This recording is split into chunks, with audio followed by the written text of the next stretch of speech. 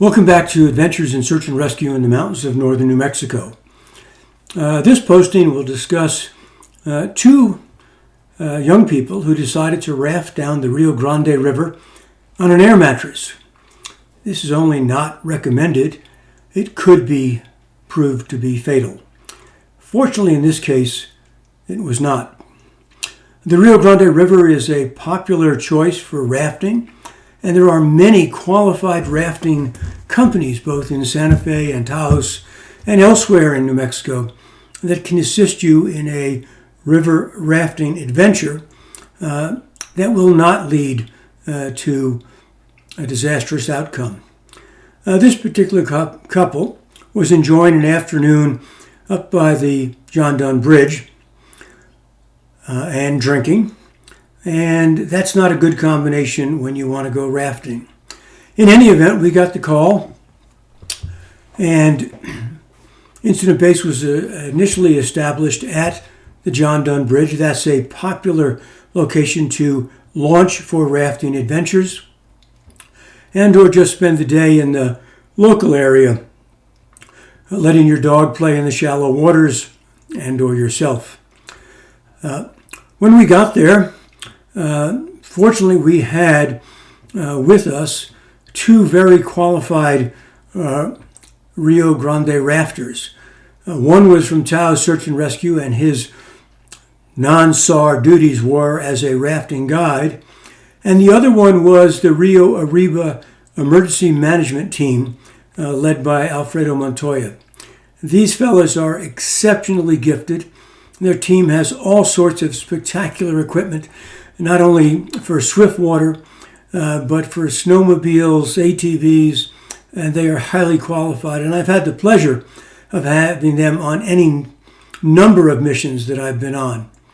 In any event, the guide and the Rio Arriba people launched. The game plan was for them to raft down to the Manby Hot Springs location and not go any further. Because it is exceedingly dangerous to go beyond that. Our rafting guide was by himself, and the swift boat from the Rio Arriba Emergency Management people was not really designed to shoot the box, which is where the more difficult rapids are.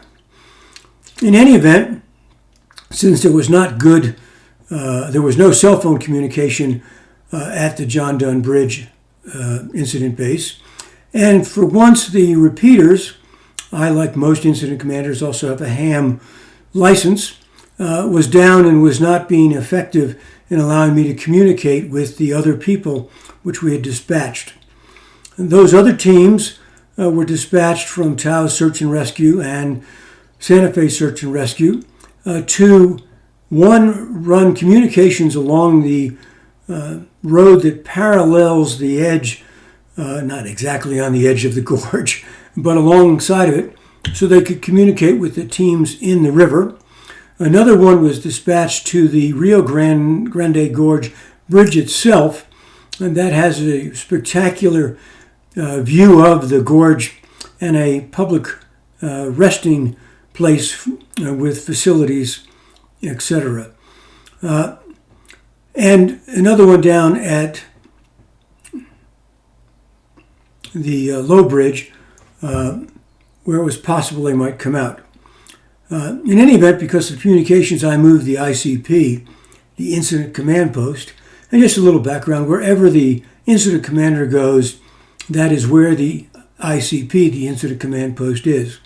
I relocated it to the high bridge because of the lack of communication at the original incident base, and also that gave me a full view of the major part of the river.